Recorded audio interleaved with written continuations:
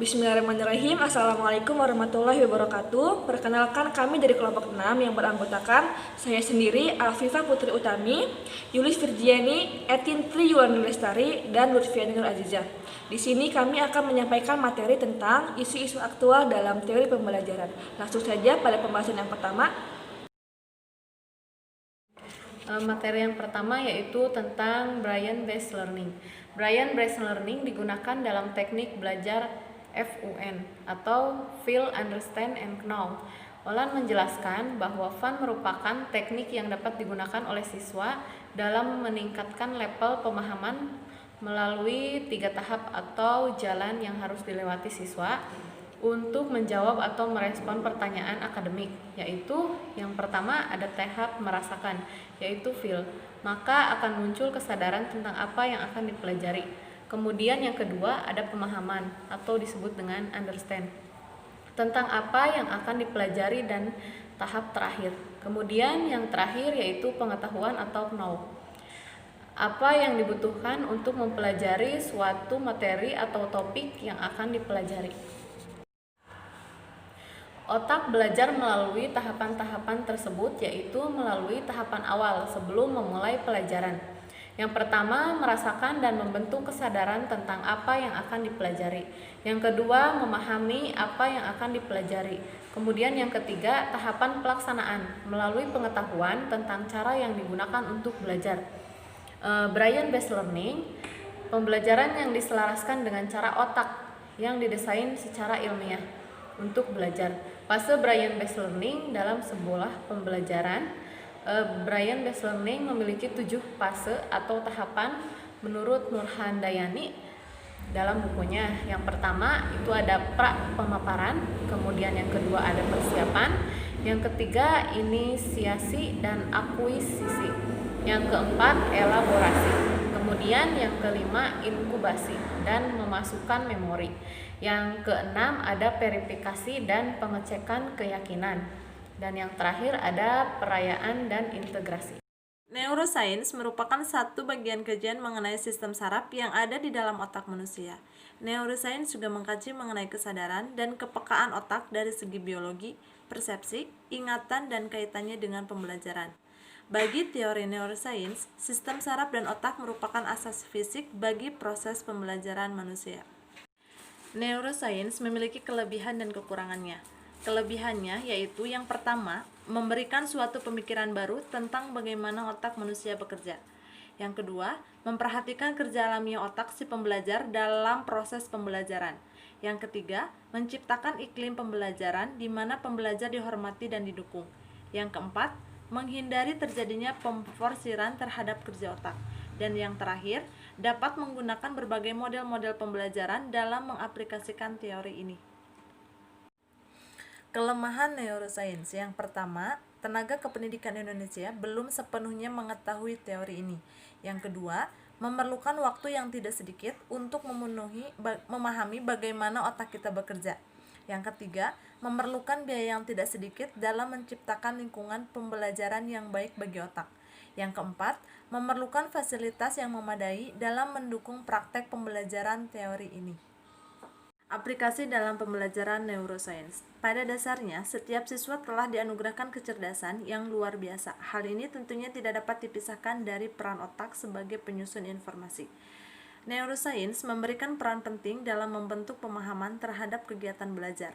Banyak ahli dari pakar teori belajar mengemukakan pandangan yang berbeda terhadap kegiatan belajar tersebut. Teori kecerdasan ganda. Ada 8 jenis kecerdasan menurut Gardner pada tahun 1983. Yang pertama ada kecerdasan musikal, kemudian yang kedua ada kecerdasan kinestetik, yang ketiga ada kecerdasan logikal atau matematikal, yang keempat ada kecerdasan visual atau spatial, kemudian yang kelima ada kecerdasan verbal atau linguistik, yang keenam ada kecerdasan interpersonal, yang ketujuh ada kecerdasan intrapersonal. Kemudian yang terakhir ada kecerdasan naturalistik. Selanjutnya, faktor-faktor penting dalam implementasi teori kecerdasan ganda. Yang pertama ada orang tua murid, kemudian yang kedua ada guru, Yang ketiga ada kurikulum dan fasilitas. Kemudian yang keempat ada sistem penilaian. Kelebihan dan kekurangan teori kecerdasan ganda. Untuk kelebihan, yang pertama ada pembelajaran dapat lebih fokus. Kedua, memberikan sudut pandang baru. Ketiga, membuka kesempatan. Dan keempat, menghindari adanya penghakiman. Kemudian ada kekurangannya. Yang pertama, memiliki kontroversi. Yang kedua, bersifat personal atau individual. Yang ketiga, membutuhkan fasilitas yang lengkap.